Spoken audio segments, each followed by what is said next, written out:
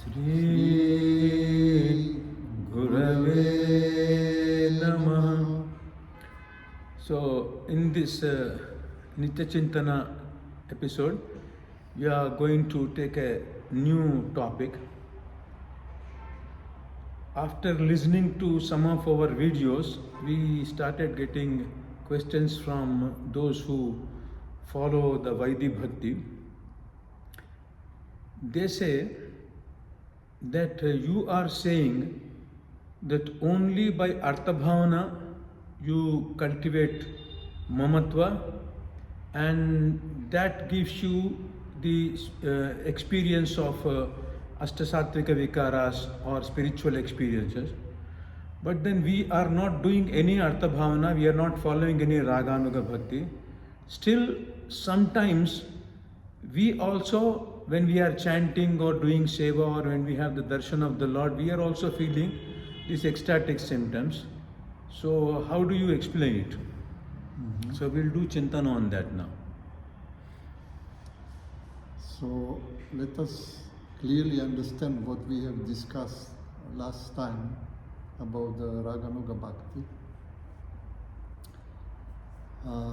Our goal is to attain Prema, and Prema is Siddhavastu. It cannot be attained by any material means, and it is the sthai, which means stable, in stable mood, it's permanently in the parikaras of the Lord, associates of the Lord, who naturally have desire to please the Lord. That means they are doing seva and Artha Bhavana naturally.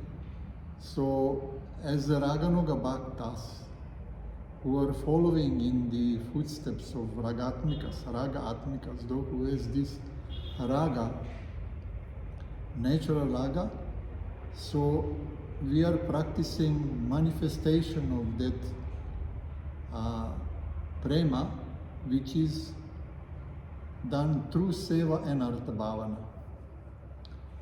So when we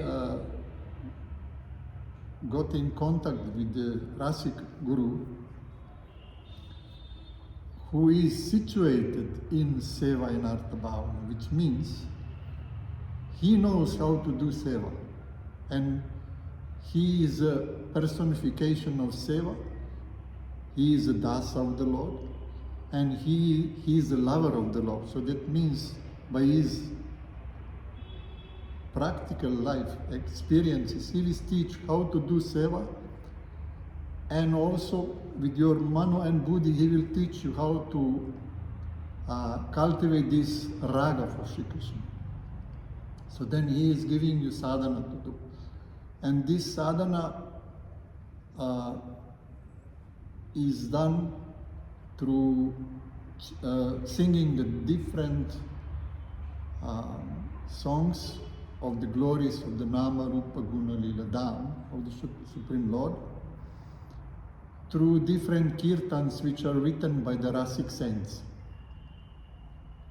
Like, for example, Mero Pyaro Pyaro Murali Varo Japar Kam Karo Ranvaro.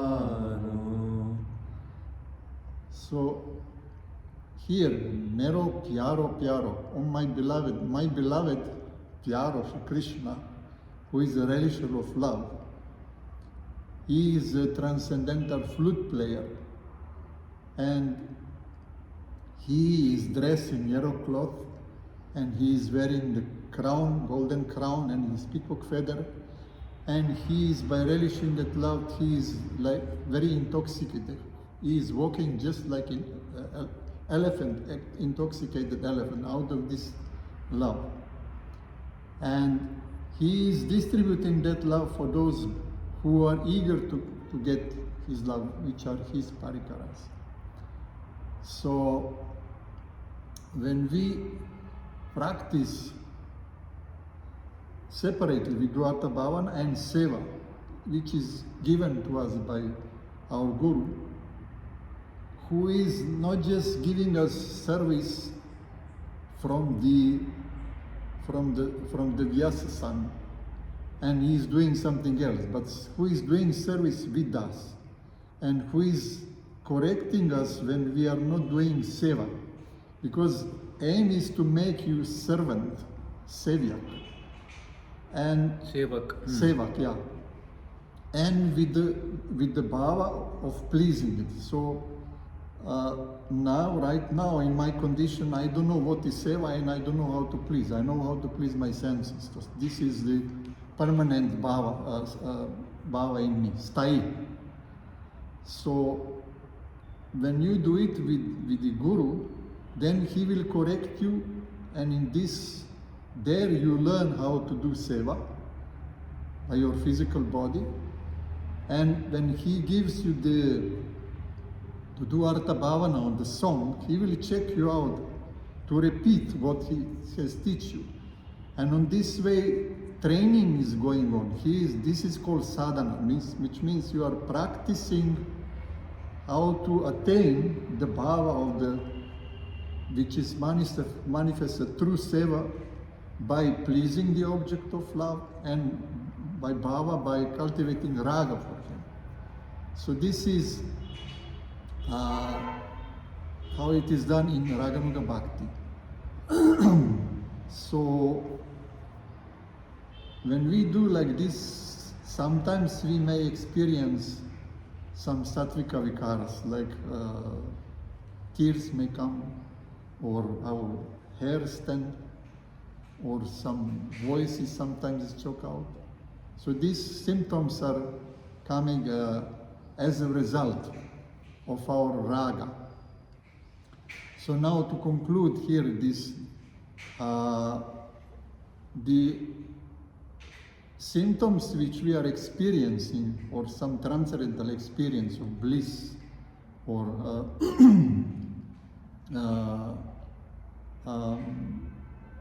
liking or love, they are because we are cultivating raga and artha bhavana. Cultivating raga through artha bhavana. Very good. So, and that is only when you get raga by cultivating through artha bhavana, then your seva becomes seva. Earlier, he's just giving you some work that as a seva, but when you do it without bhava, it's not seva, right? Only when you cultivate raga through artha bhavana, it becomes seva. Then your chanting becomes chanting. When your chanting becomes chanting when you do with the raga. And seva becomes seva when you do out of raga. Yes. So when your Gurudev is teaching you artha bhavana, you're just repeating what he is saying. But once it converts into bhava in us, artha bhavana happens naturally, right? So when artha bhavana happens naturally, seva happens naturally. Seva, you do it out of pleasure. And kirtan also, you do it out of pleasure, and kirtan becomes kirtan. Right. So this is what we have taught in the previous lessons. So the conclusion is that the bhava that you experience when you are doing seva or chanting or vigraha darshana, this is happening only because of the artha bhavana. Without artha bhavana, there is no question of attaining bhava in us, because our bhava is ragadvesha. We have ragadvesha. Only through artha bhavana we are cultivating mamatva, which is manifest in all the activities we do. So this is where we concluded in the last section. So next. So now let us come to the question that how is possible that I am following Vaidhi Bhakti, but still sometimes I am experiencing some blissfulness within myself. Even without doing artha bhavana. Artha bhavana, yes. So this is because when we hear Bhagavad Katha, in which there is description, or there is explained in Krishna's Leelas in relation to his devotees, like for example, how he become charioteer of Arjuna, although he is a supreme lord, but he took humble position of a chariot driver, or how he benefited his friend Brahmana Sudama. This story I like the most in my early age in practicing Bhakti, because it was really make me dear. My dearness for Krishna was awakening, because Brahmana Sudama was, he has love for Sri Krishna, and when you love somebody, you will not ask him anything. Although you are so miserable, but you don't ask, because then your love is broken. Then asking means business. You want something from him. And then, because he was so pure in his love, he didn't ask anything. But after visiting Sri Krishna, and he was coming to his house, he was seeing the paradise. So this is another Bhakta Vatsalata quality of Sri Krishna. And then Leelas like Putana, when Krishna liberated Putana, who initially wanted to kill him by giving him poisonous milk from her breast. So Krishna took only this favorability that she wanted to give, and he liberated her by giving her place in his own abode. So this is Karuna of Krishna, quality of Karuna. And in relation to Kubja, for example, the Leela of Kubja, Kubja initially had the lustful desires. She wanted to Krishna to be her lover. And she, as you remember, she was bended on 3 places. So this bentness represents 3 gunas. That her love was actually contaminated by sattva, rajas and tamas. Just like, for example, when we put the pencil in the air, it will stay straight. Yeah, it will appear straight. So when the same pencil, when we put it in the water, it will be bent, little bit bent. So when we put in the oil, then it will be more bent. So according to the refractive index of the liquid, the same pencil will appear differently. So bend to different degrees. Depending upon the refractive indices of the liquids, various liquids, the same pencil which appears straight in the air appears bent to different degrees. So similarly, Kubja's love also was bent in 3 ways. Means because she was in sattva, rajas and tamas mode, it is not vishuddha sattva. So it was, her body was bent 3 ways at 3 places. Means her love is bent 3 times like this: sattva, rajas, tamas. Very good. So, so what Krishna did, he first straightened Kubja. He touched her. He touched with his lotus hand, and he straightened her. That means he purified her from the sattva, rajas and tamas, and made her vishuddha sattva. And he made her beloved. So, automatically, when you make her Vishuddha Sattva, her love becomes Shuddha, pure Prema. Because Prema exists in Vishuddha Sattva, right? It is contaminated in 3 gunas. So he purified and made her love Vishuddha Sattva. Very good. So then, when devotee hears these qualities of Sri Krishna, like Nirbala Bala, he is the strength of those who are strengthless. He is Bhakta Vatsala. He is Akara and Karana, benefiting without any cause. And all these qualities of Sri Krishna manifest that our feeling of dearness is awakened for Krishna, and they are turning into raga in our heart. So later on, when we do our sadhana, when we chant, when we do our Vaidhi Bhakti,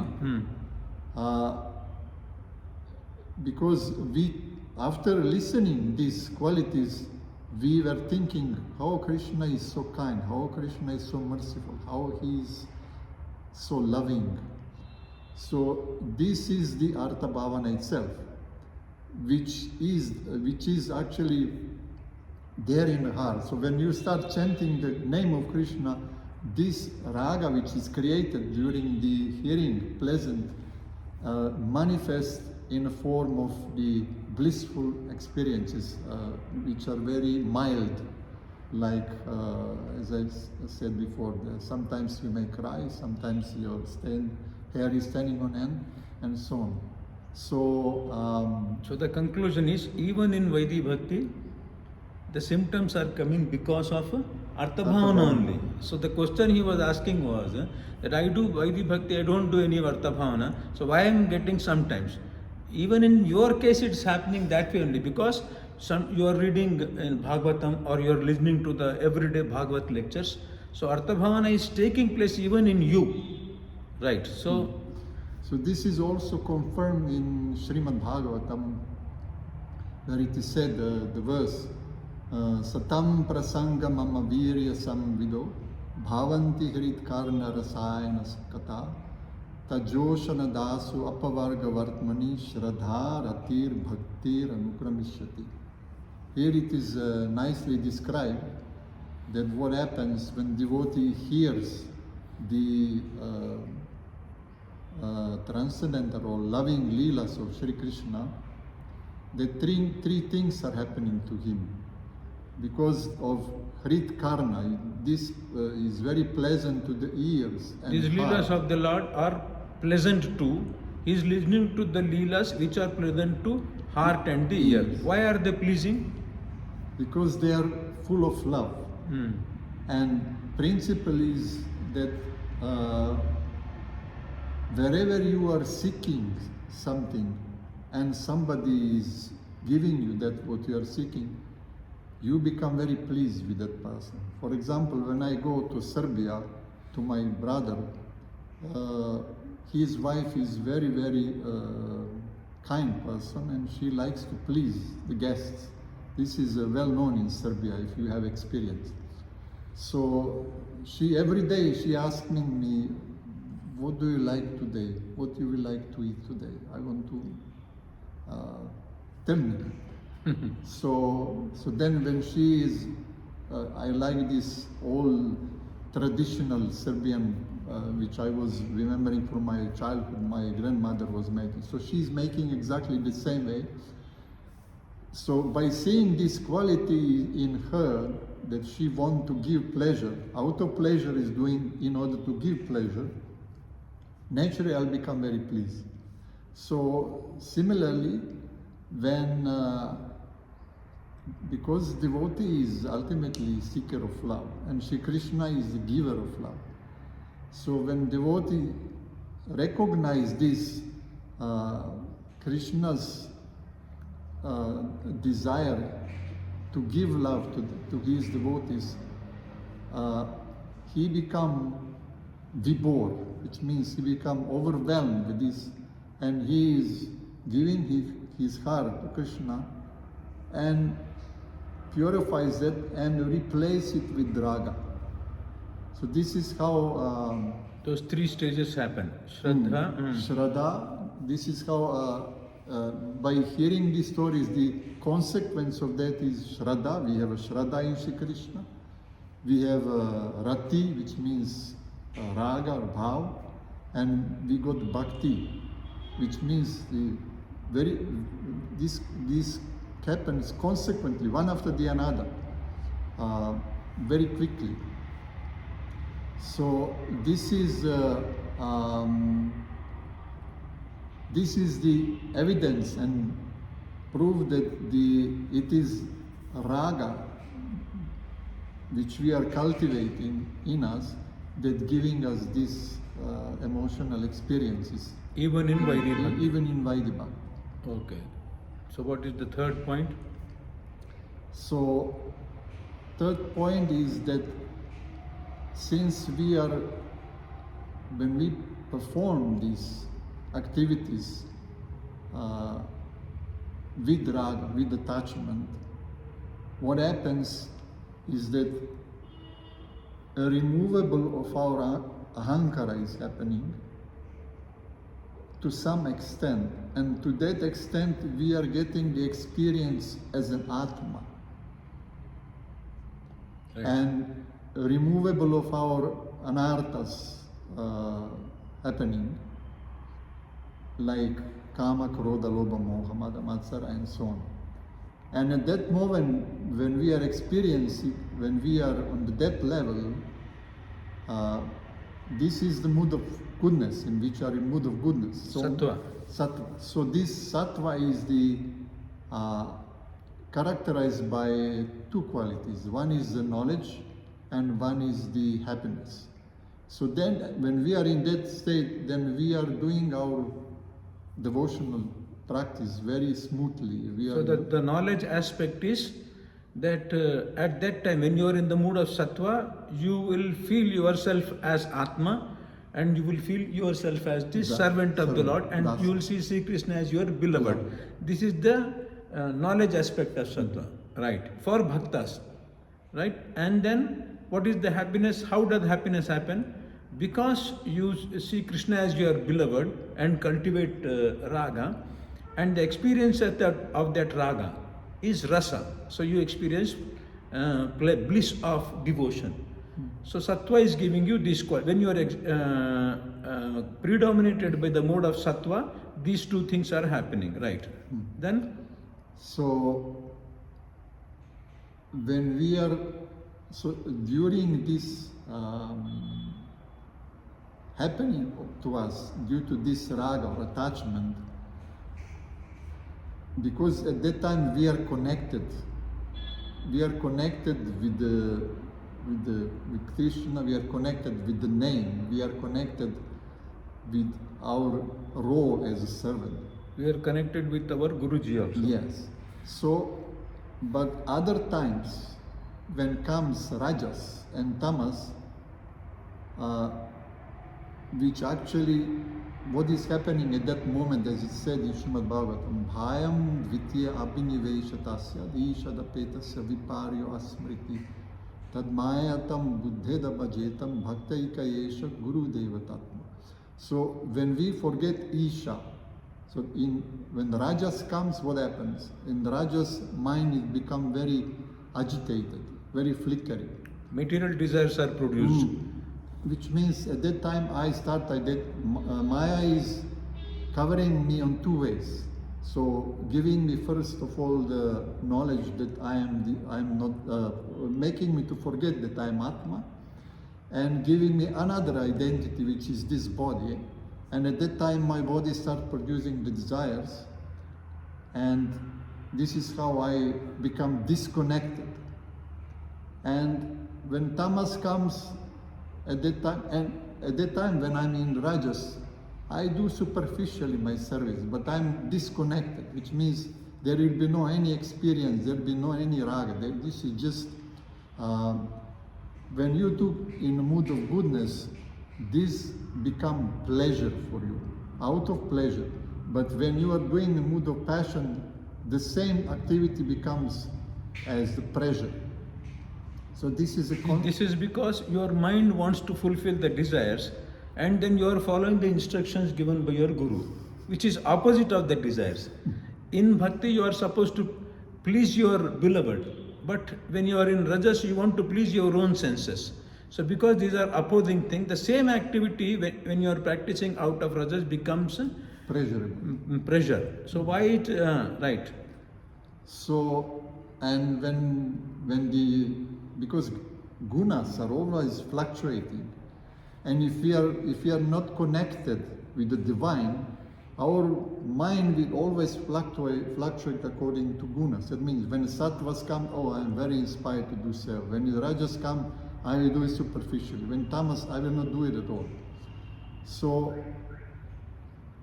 if we are not practicing constantly connection, become connected and cultivating this raga, inevitably these desires which are produced will heavily burst and will create havoc in our life, which means we will do the activities which are nasty. illicit sex, drugs, and intoxications, and perversion activities, and so on. This is because, for the sake of, as we have said many times, when desires are produced, ordinary people go out and fulfill those desires.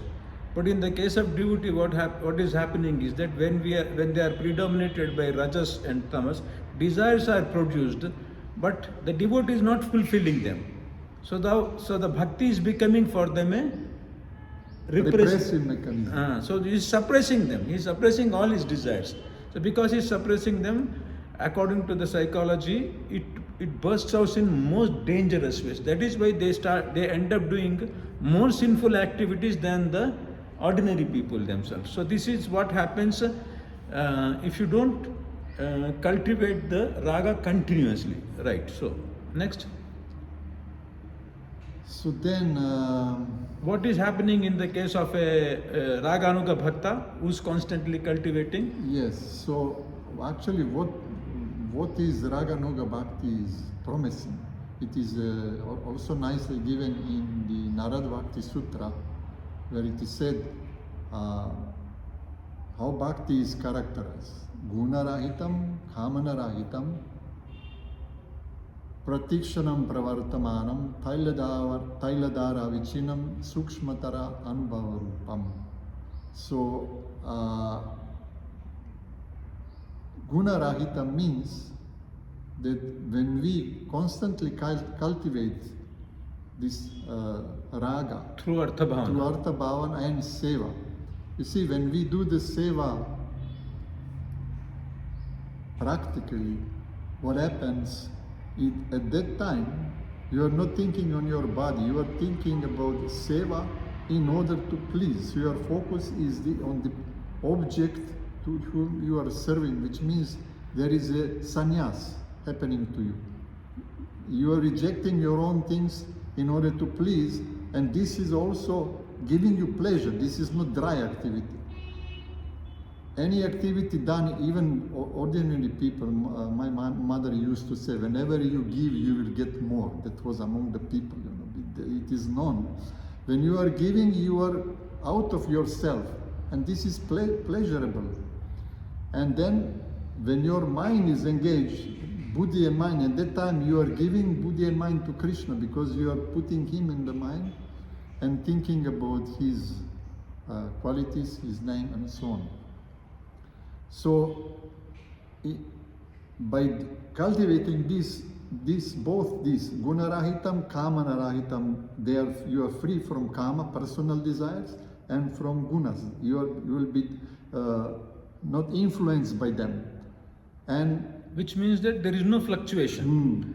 Because it is guna rahit. If you are in gunas, as we explained before, it is constantly fluctuating based on whether you are situated at that particular time in sattva or rajas or tamas.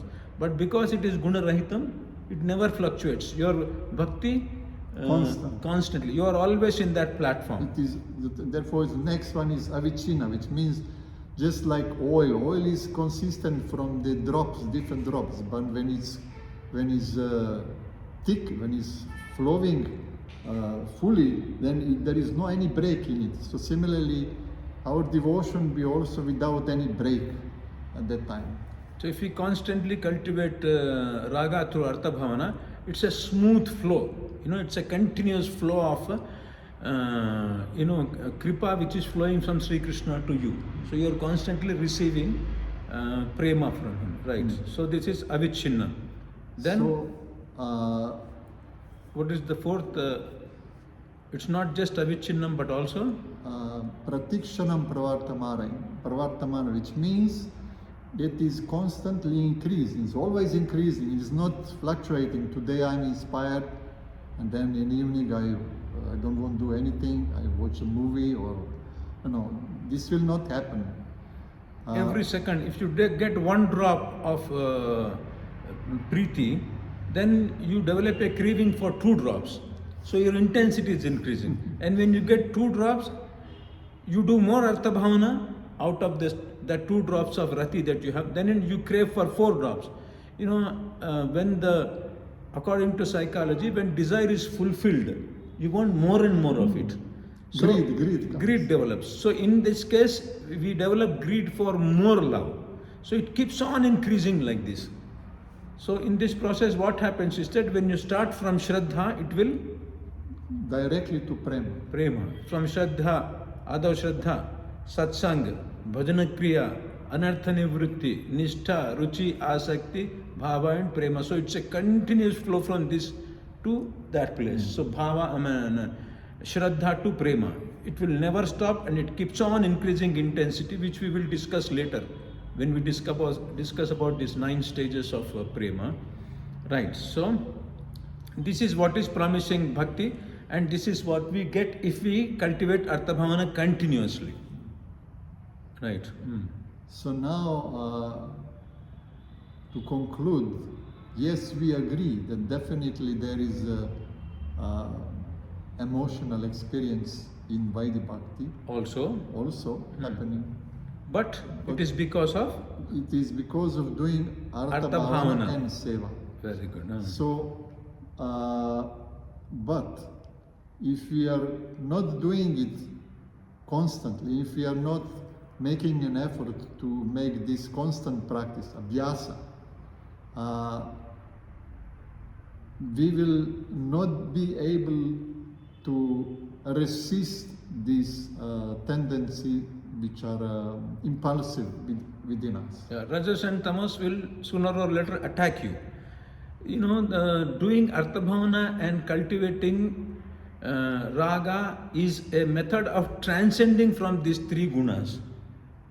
You will be situated in Atma as Dasa and Parikara through when you cultivate Rati through Artha Bhavana. But if you don't do it consciously, right? You do only when you are listening to Bhagavad Katha or chanting, you are in that mood. But after that, you are doing other activities. Automatically, you will slip down because that connection is broken. So you have to always do it, transcend your modes by constantly cultivating Raga through Artha Bhavana. So if you don't do it, then Bhakti keeps fluctuating. You are fired up sometimes and then you fall down and then you fulfill desires. Sometimes people even give up devotion and then again because they already experienced something, so they again come back to Bhakti and then again get ecstatic symptom, fight for some time, fired up for some time and then again fall down into body, again leave it. So this kind of fluctuation happens in this. And the third, but if you do Raga Anuga Bhakti, if you do Seva and cultivate Raga through Artha Bhavana, it's a continuous process. And ever increasing. So, but this is possible and only possible if you have the association of Rasik Guru. Because this we stress always, because that person has interest to give you that what he has experienced. And due to his association, you will get this taste for it. You will get this desire to attain it. So, yeah. So if you, this is because we have been, stressing this point and again. This is because only a Rasik Guru who relishes love, because he relishes love, he has love for Sri Krishna, he will be able to give you Seva and Artha Bhavana in the true sense. But if that person is not a Rasik Guru, if he's an ordinary person who has, who knows some Krishna Katha and who by heart, learns some shlokas and all those things, because he himself doesn't cultivate Raga through Artha Bhavana, he doesn't know how to do this, how practice Raga Anuga Bhakti. He will only give you some instructions and then do this, attend Mangalarti, after that this, attend Bhagavad Gita or Bhagavata Katha classes and all that. So you will not be able to do this cultivation of Raga through Artha Bhavana, and then sooner or later you will slip down whatever happens to most of the happens only because of this. That is why we stress always that only a Rasik Guru can engage you in Seva and Artha Bhavana. He is the only one who can give you this Artha Bhavana. If he is not giving Artha Bhavana, which means that he himself doesn't know how to do Artha Bhavana from the Kirtans. Right?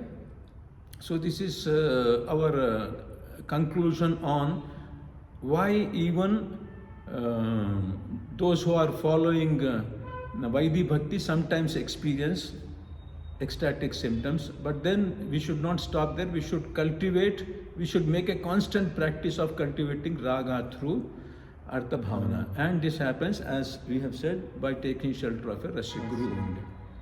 Sri Gurave Namaha.